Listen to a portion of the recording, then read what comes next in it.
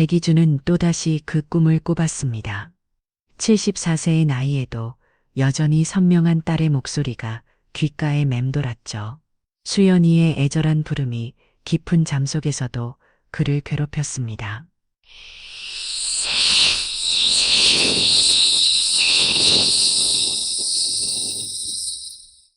새벽 4시 백이주는 식은땀을 흘리며 잠에서 깨어났어요. 20년 전 교통사고로 세상을 떠난 외동딸 수연이만 꿈에 나타나 도움을 청하는 겁니다. 처음엔 그저 그리움 때문이라고 생각했죠. 하지만 꿈의 빈도가 점점 잦아지면서 뭔가 이상하다는 생각이 들기 시작했습니다. 수연이의 목소리는 마치 땅속 깊은 곳에서 울려 퍼지는 것 같았어요. 백이주는 침대에서 일어나 찬물로 얼굴을 씻었습니다. 거울 속 자신의 모습이 초라해 보였죠. 한때는 동네에서 손꼽히는 금장 장인이었는데 이제는 그저 딸을 잃고 홀로 사는 늙은 아버지일 뿐이었습니다. 그날 아침 백이주는 평소와 다른 광경을 목격했어요. 현관문이 활짝 열려 있었고 바닥에는 젖은 발자국들이 어지럽게 찍혀 있었습니다. 마치 누군가 밤새 집안을 돌아다니는 것 같았죠. 가장 충격적인 건 제사상이었습니다. 매일 아침 수연이를 위해 차려놓던 제사상의 음식들이 모두 사라져 있었어요. 백이주는 떨리는 손으로 집 안을 살펴봤습니다. 수연이의 방문도 열려 있었고 침대 위에는 희미한 사람 모양의 자국이 남아 있었어요. 방에서는 은은한 국화꽃 향기가 났습니다. 수연이가 생전에 가장 좋아했던 꽃이었죠. 수연아, 정말 내가 온 건가? 백이준의 목소리는 공원 집안에서 메아리 쳤습니다. 답은 돌아오지 않았지만 그는 딸이 자신에게 무언가를 말하려 한다는 확신이 들었어요. 20년 동안 잠들어 있던 부성이가 다시 꿈틀거리기 시작했습니다. 그날 저녁부터 백이준은 무속인을 찾아 나섰습니다. 동네 할머니들에게 물어보며 소문난 무당의 주소를 알아냈죠. 금화돌형이라는 이름의 무속인이었는데 다른 무당들과는 달리 매우 냉철하고 논리적이라는 평판이었습니다. 금화돌형의 집에 도착한 백이준은 놀랐어요. 생각했던 것과 달리 깔끔하고 현대적인 한옥이었고 주인은 50대 중반쯤 되어 보이는 단정한 남성이었습니다. 화려한 무복 대신 검은색 정장을 입고 있었죠. 죽은 딸이 꿈에 나타난다고 하셨나요? 금화돌형은 차를 우리며 담담하게 물었습니다. 백이준은 지난 몇 주간 겪은 일들을 자세히 설명했어요. 젖은 발자국, 열린 문들, 사라진 제사 음식까지 모든 것을 털어놓았습니다. 보통 이런 경우엔 두 가지 가능성이 있어요. 첫째는 단순한 그리움으로 인한 환각. 둘째는 금화돌형은 잠시 말을 멈췄습니다. 그의 눈빛이 심각해졌어요. 진짜 원혼이 찾아온 경우죠. 뭔가 해결되지 않은 한이 있을 때 그런 일이 일어납니다. 백이준의 가슴이 두근거렸습니다. 딸이 정말로 자신에게 도움을 청하고 있다는 생각이 들었어요. 20년 동안 품고 있던 의무들이 다시 고개를 들기 시작했습니다. 수연이의 죽음에 대해 제대로 알아보지 못했던 자신이 후회되었죠. 금화돌형은 백이준의 이야기를 듣고 난 후 한참 동안 침묵했습니다. 그의 표정에서 평소의 냉정함이 사라지고 진지함이 깃들었어요. 차를 한 모금 마신 후 천천히 입을 열었습니다. 딸분이 돌아가셨을 때 상황을 자세히 말씀해 주실 수 있나요? 백이준은 20년 전 그날을 떠올렸습니다. 수연이는 당시 27살이었고 결혼한 지 3년째였어요.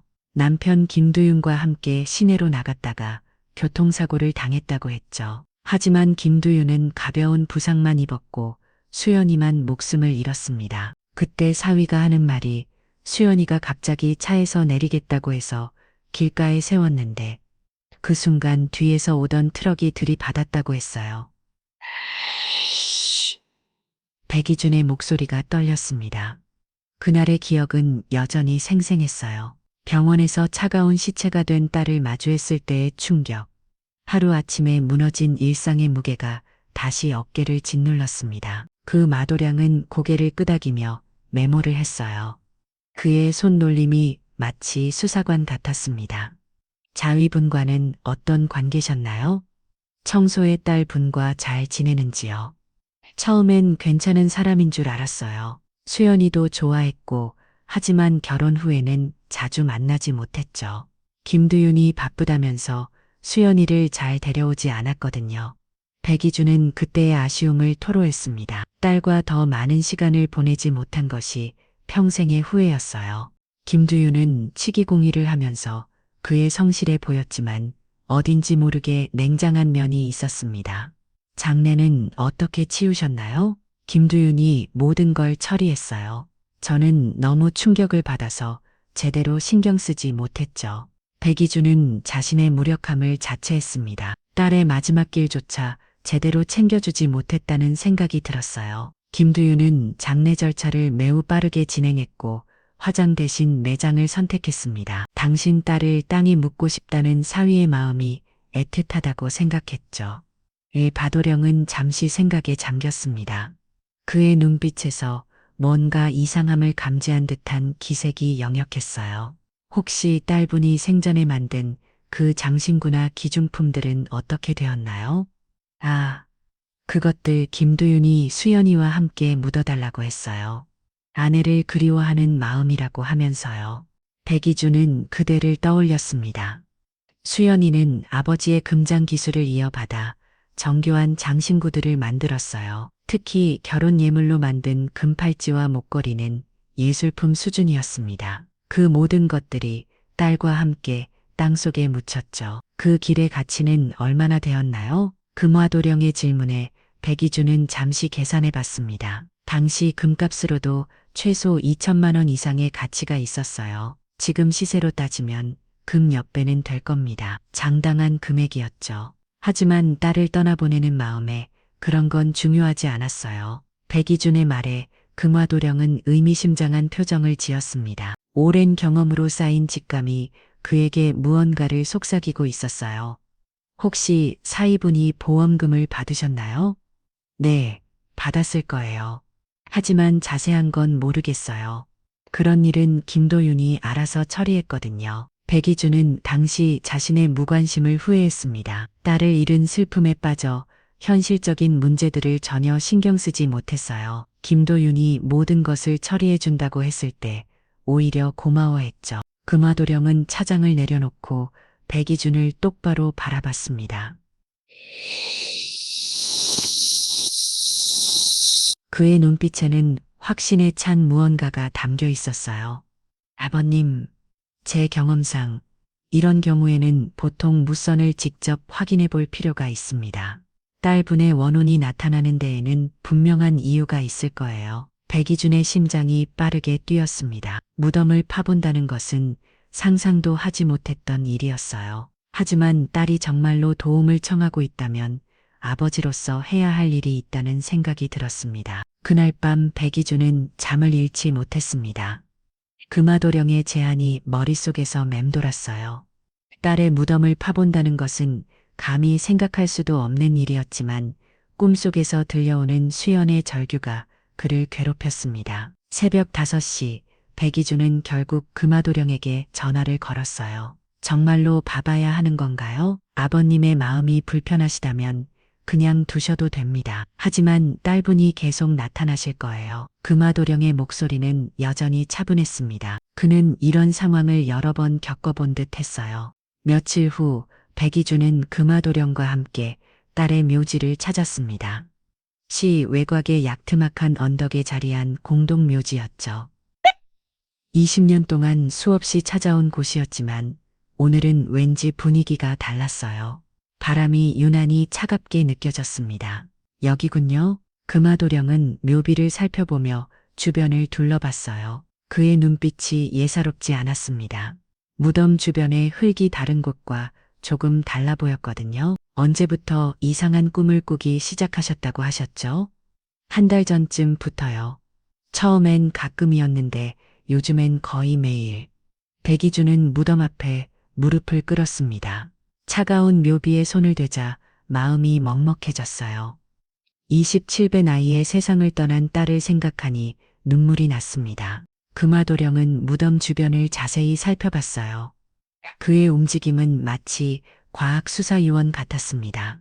흙이 색깔 잔뒤에 자라는 모양, 심지어 주변 나무들의 상태까지 꼼꼼히 관찰했죠. 아버님, 여기 좀 보세요. 금화도령이 무덤 뒤쪽을 가리켰습니다. 그곳에는 힘이 있지만 파인 자국들이 있었어요. 오래된 것 같았지만 자연스럽게 생긴 것은 아니었습니다. 누군가 여기를 건드린 적이 있는 것 같네요. 애기준의 얼굴이 굳어졌습니다. 여거.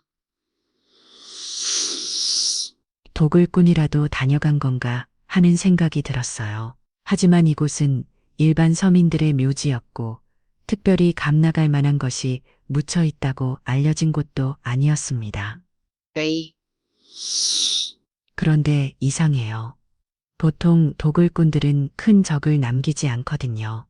이건 마치 급하게 일을 처리한 것 같습니다. 금화도령의 분석이 계속되었어요. 그는 무덤 주변의 미세한 변화들을 읽어내고 있었습니다. 전문가다운 통찰력이었죠. 이틀 후 백이준은 큰 결심을 했습니다. 관련 허가를 받고 정식으로 딸의 관을 확인해 보기로 한 거예요. 금화도령이 절차를 도와주겠다고 했습니다. 서류 작업에는 일주일이 걸렸어요. 그 사이 백이준은 수연이에 대한 기억들을 되짚어봤습니다. 결혼 후 딸이 조금씩 달라졌던 것들, 김두윤과 만날 때마다 느꼈던 미묘한 위화감들이 하나씩 떠올랐어요. 특히 기억나는 것은 수연이가 마지막으로 집에 왔을 때였습니다. 결혼 후로는 드물게 혼자 찾아온 날이었죠. 그때 수연이가 뭔가 하고 싶은 말이 있는 듯 했는데 결국 말하지 못하고 돌아갔어요. 아빠 나중에 시간 될 때 할 이야기가 있어. 그것이 딸이 자신에게 한 마지막 말이었습니다. 며칠 후 사고 소식을 들었죠. 그 이야기가 무엇이었을까 하는 궁금증이 20년 동안 백이준을 괴롭혀 왔어요. 허가가 나던 날 금화도령은 백이준에게 말했습니다. 각오하세요. 우리가 발견할 것이 좋은 것만은 아닐 수도 있습니다. 채운액이 백이준은 고개를 끄덕였어요. 이미 예상하고 있었던 일이었습니다. 딸이 그토록 간절하게 부르는 데에는 분명한 이유가 있을 테니까요. 파묘 당일 새벽 백이준은 딸에게 마지막 인사를 올렸습니다. 수연아, 아빠가 이제 진실을 알아보겠다. 무서워하지 말고 기다려라. 그의 목소리는 떨리고 있었지만 결의에 찬 아버지의 마음이 담겨 있었어요. 20년 동안 억눌러왔던 의혹들을 이제 직면할 때가 온 것입니다. 파묘 당일 아침 하늘은 유난히 어두웠습니다. 먹구름이 낮게 깔려 있었고 바람은 차갑게 불어왔어요. 백이준은 떨리는 손으로 커피를 마시며 시간을 기다렸습니다. 오전 9시 작업팀이 도착했어요. 금화도령과 함께 온 인부들은 모두 경험이 많아 보였습니다. 그들의 침묵 속에서도 전문성이 느껴졌죠. 시작하기 전에 한 번 더 여쭙겠습니다. 정말 괜찮으시겠어요? 금화도령의 마지막 확인에 백이준은 단호하게 답했습니다. 해야 할 일입니다. 삽질이 시작되었어요. 첫 삽을 뜰 때 백이준의 가슴이 철렁했습니다. 20년 동안 딸이 평화롭게 잠들어 있다고 생각했던 곳을 파헤치는 일이었거든요. 1시간 정도 지났을 때 인부 중 한 명이 이상한 소리를 냈습니다. 이게 뭐지? 모든 사람들의 시선이 그쪽으로 향했어요. 관이 나타나기 전에 뭔가 다른 것이 먼저 보였습니다. 뱀이다. 누군가 소리쳤어요. 하지만 금화도령은 놀라지 않았습니다. 오히려 관심 있게 들여다봤죠. 관 위에는 2마리의 뱀이 딸을 틀고 있었습니다. 하나는 하얀 백사였고 다른 하나는 검은 구렁이였어요. 신기한 것은 사람들이 나타났는데도 전혀 도망가지 않는다는 점이었습니다. 이상하네요. 보통 뱀들은 사람을 보면 도망가는데 인부들도 당황스러워했어요. 하지만 금화도령은 뭔가 깨달은 듯한 표정을 지었습니다. 이 뱀들은 수호신 역할을 하고 있었던 것 같습니다. 천을 지키고 있었던 거죠. 금화도령의 해석에 백이준은 고개를 끄덕였어요. 딸을 지켜주는 뱀들이라니 왠지 모르게 고마운 마음이 들었습니다. 2마리 뱀은 사람들을 한참 바라보더니 천천히 움직이기 시작했어요. 마치 자신들의 역할이 끝났다는 것을 아는 듯 했습니다. 백사와 구렁이는 서로 얽히며 무덤 옆습 속으로 사라져갔죠. 이제 관을 확인해 봅시다. 금화도령이 지시하자 관의 흙을 조심스럽게 제거했습니다. 20년의 세월이 흘렀지만 관의 상태는 생각보다 양호했어요. 하지만 자세히 보니 이상한 점들이 발견되었습니다. 관의 일부분에 인위적으로 열었다가 다시 막은 흔적이 있었어요. 못질도 원내와 다른 방식으로 되어 있었습니다. 누군가 이 관을 열어본 적이 있네요. 금화도령이 말하자 백이준의 얼굴이 굳어졌습니다. 도대체 누가 왜 딸의 관을 열었다는 건지 이해할 수 없었어요. 관을 완전히 들어올리며 더욱 충격적인 사실이 드러났습니다. 관 안에서 수연이와 함께 묻혔어야 할 금 장신구들이 모두 사라져 있었어요. 결혼 예물로 만든 금팔찌, 목걸이, 반지까지 모든 것이 없어진 상태였습니다. 이럴 수가. 백이준은 말을 잇지 못했어요. 딸의 유골 일부도 손상되어 있었습니다. 특히 손목과 목 부분의 뼈들이 부자연스럽게 흐트러져 있었죠.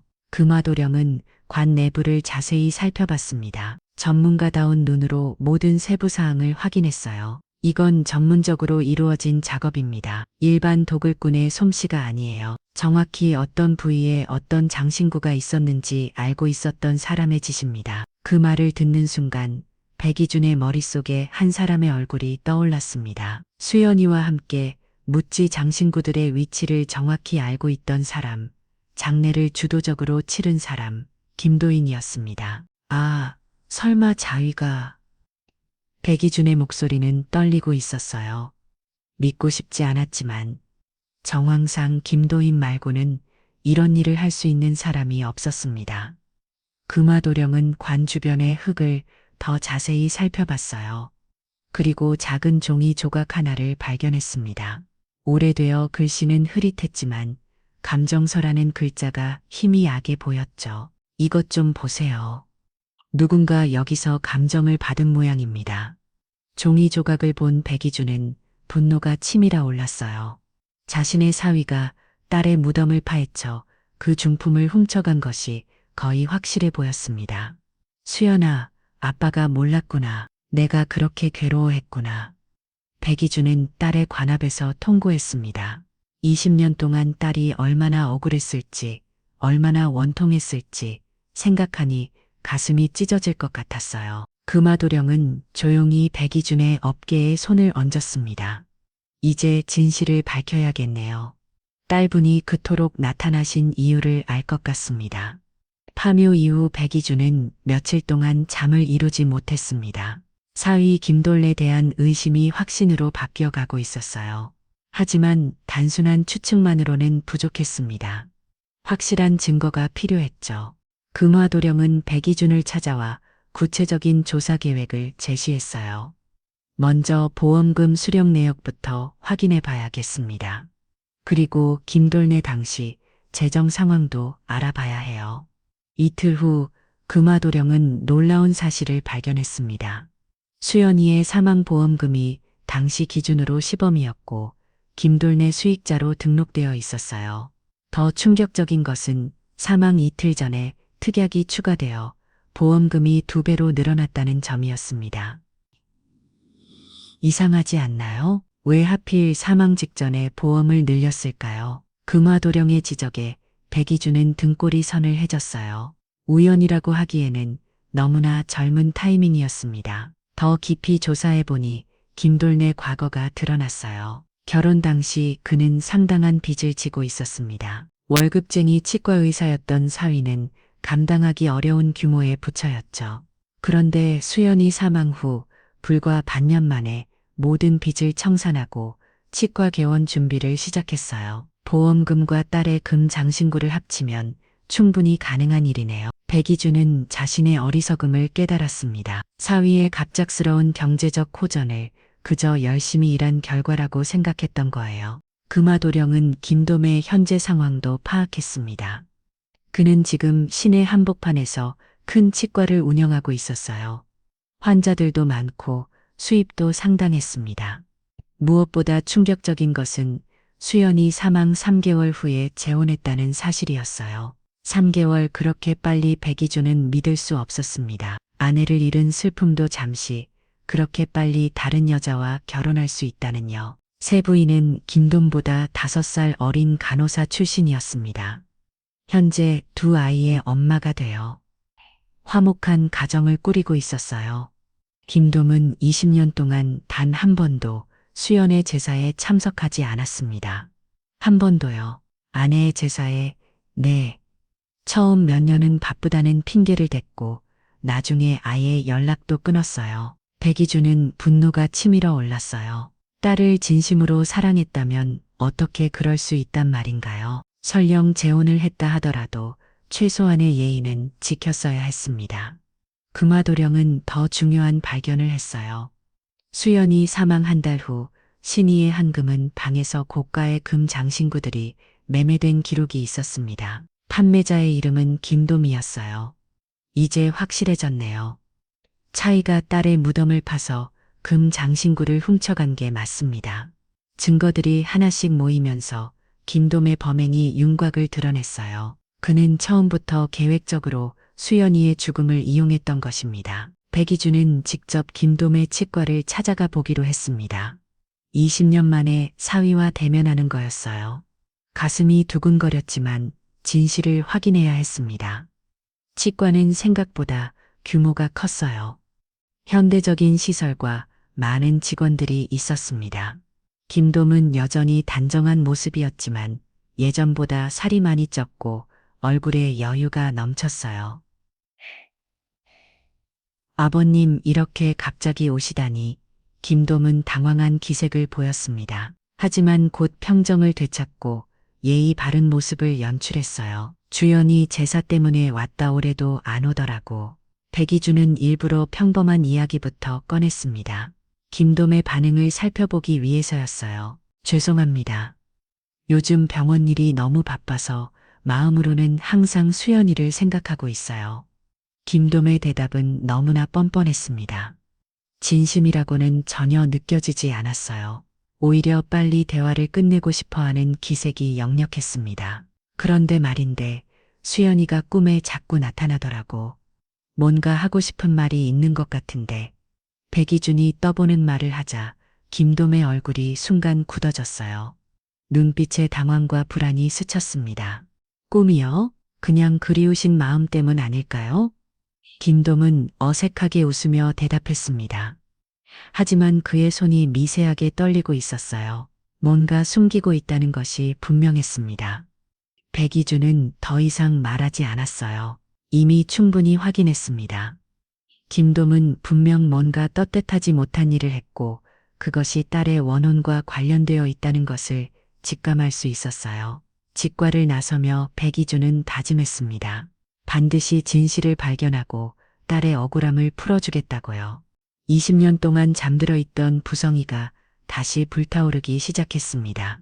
김돔의 직과에서 돌아온 백이주는 금화도령에게 만남의 전말을 상세히 전했습니다. 김돔의 당황한 모습, 떨리는 손, 어색한 웃음까지 모든 것이 의심스러웠어요. 혼자서는 이런 일을 하기 어려웠을 겁니다. 누군가 도움을 준 사람이 있을 거예요. 금화도령의 분석에 백이주는 고개를 끄덕였습니다. 김돔은 당시 27세의 젊은 나이였고 보험 업무나 법적 절차에 그리 밟지 못했어요. 누군가 경험 많은 사람이 뒤에서 조종했을 가능성이 높았습니다. 김돔의 가족 관계를 더 자세히 알아봅시다. 이틀 후 금화도령은 중요한 단서를 발견했어요. 김돔의 어머니 오미정이 과거 대형 보험회사에서 15년간 설계사로 일했다는 사실이었습니다. 보험 업무의 모든 절차와 허점을 꿰뚫고 있을 만한 경력이었죠. 이 여자가 핵심 인물일 수도 있겠네요. 백이주는 오미정을 떠올려 봤습니다. 수연이와 김돔의 결혼식에서 몇 번 본 것이 전부였어요. 당시 60대 중반의 깔끔한 여성이었는데 어딘지 모르게 차가운 인상이었습니다. 금화도령이 오미정의 현재 상황을 조사한 결과는 놀라웠어요. 그녀는 수연이 사망 1년 후 부유한 사업가와 재혼했습니다. 남편은 부동산업으로 상당한 재산을 축적한 사람이었어요. 재혼 상대방의 재산 규모가 수시로 변동한다고 하네요. 그런데 오미정이 어떻게 그런 사람과 만날 수 있었을까요?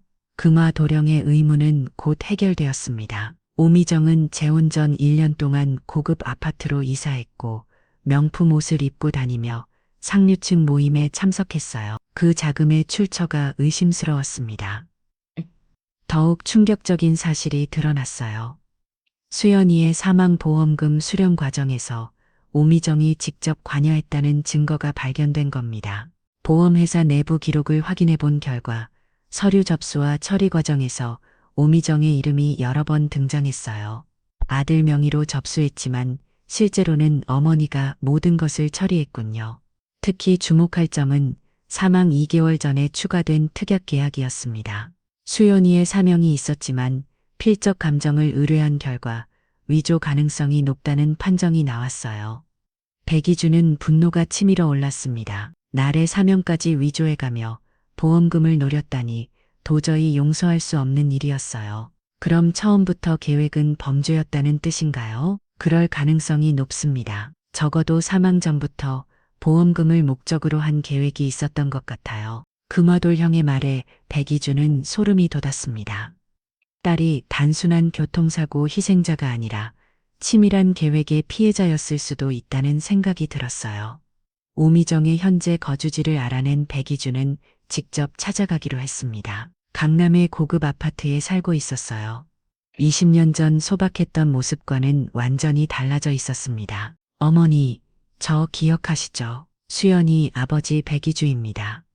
오미정은 인터폰 너머로 잠시 망설이더니 문을 열었어요. 그녀의 모습은 예상 이상으로 화려했습니다. 비싼 옷과 액세서리로 치장한 모습이 과거와는 천양지차였어요. 아, 수연이 아버님 웬일로 이렇게까지 오셨어요? 오미정의 목소리에는 경계심이 섞여 있었습니다. 반갑지 않다는 기색이 역력했어요. 수연이 일로 여쭤볼 게 있어서 왔습니다. 백이주는 조심스럽게 말문을 열었어요. 오미정의 반응을 살피면서 대화를 이어갔습니다. 수연이요. 벌써 20년이나 지났는데. 무슨 일이 있나요? 오미정은 태연한 척했지만 눈빛이 불안해 보였어요. 뭔가 숨기고 있다는 것이 느껴졌습니다. 백이주는 파묘 사실과 사라진 금 장신구에 대해 이야기했어요. 오미정의 얼굴이 점점 굳어지더니 결국 화를 내기 시작했습니다. 그런 말도 안 되는 소리를 보이니가 그런 짓을 할 리가 없어요. 하지만 그녀의 과격한 반응 자체가 오히려 의심을 증폭시켰어요. 진짜 억울하다면 차분하게 해명했을 텐데 감정적으로 대응하는 모습이 어색했습니다. 그때 보험금 처리도 어머니가 도와주셨다면서요. 백이준의 직접적인 질문에 오미정은 당황했어요. 잠시 말을 잇지 못하더니 급하게 변명하기 시작했습니다. 그건 도윤이가 어려서 몰라서 제가 좀 도와준 것뿐이에요. 이상한 건 없었어요. 오미정의 목소리가 높아졌습니다. 평정심을 잃은 모습이 확실히 뭔가 숨기고 있다는 것을 보여주었어요. 백이주는 더 이상 추궁하지 않았습니다. 이미 충분한 확신을 얻었거든요. 오미정과 김도윤 이 모자가 함께 딸을 이용해 돈을 벌었다는 것이 거의 확실해 보였습니다. 아파트를 나서며 백이주는 마음을 다잡았어요. 이제 법적인 절차를 밟아 정식으로 이들을 고발해야 했습니다. 악화된 널 던거는 것입니다. 준영 리던 이번 던년기 딸의 억울함을 풀어주기 위해 살아도 끝까지 싸워야겠다고 결심했어요. 백이주는 금화 도령과 함께 수집한 모든 증거를 정리했습니다. 위조된 보험 서류, 금은방 매매 기록, 파묘에서 발견된 감정서 조각까지 상당한 양의 물증이 모였어요. 이제 법적 대응을 시작할 때가 되었습니다. 한 가지 더 확인해야 할 것이 있어요. 금화 도련은 마지막 조사를 제안했습니다. 수연이가 사망한 날에 정확한 상황을 재구성해 보는 것이었어요. 당시 경찰 조사와 목격자 진술을 다시 살펴봤습니다. 놀랍게도 새로운 사실이 드러났어요. 사고 현장 근처의 상점 사장이 당시 이상한 점을 목격했다고 증언한 기록이 있었습니다. 김둘이 사고 직후 누군가와 급하게 통화하는 모습을 봤다는 거였어요. 자고 당사자가 그렇게 침착할 수가 있나요? 보통은 패닉 상태가 되는데 금화 돌연의 지적이 예리했습니다. 아내가 죽어가는 상황에서 전화 통화를 할 정신이 있다는 것 자체가 의심스러웠어요. 더욱 충격적인 것은 그 전화를 받은 사람이 오미정이었다는 점이었습니다.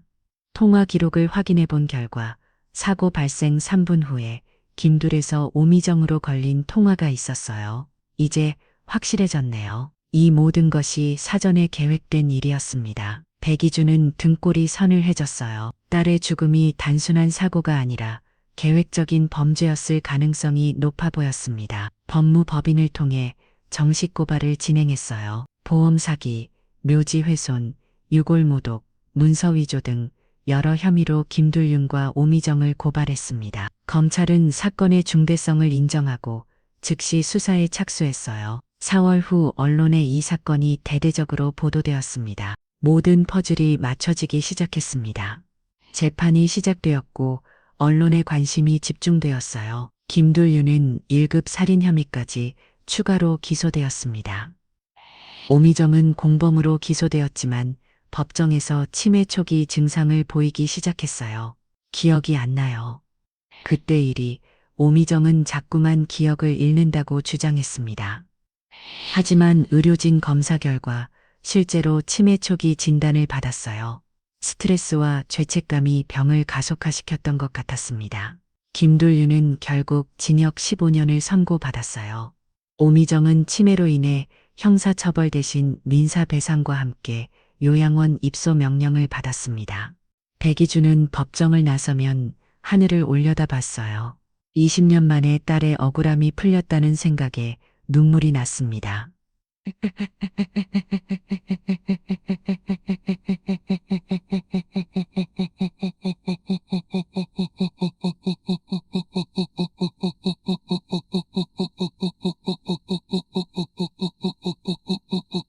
주연아, 이제 마음 놓고 쉬어라. 그의 목소리는 바람에 실려 멀리 퍼져나갔어요.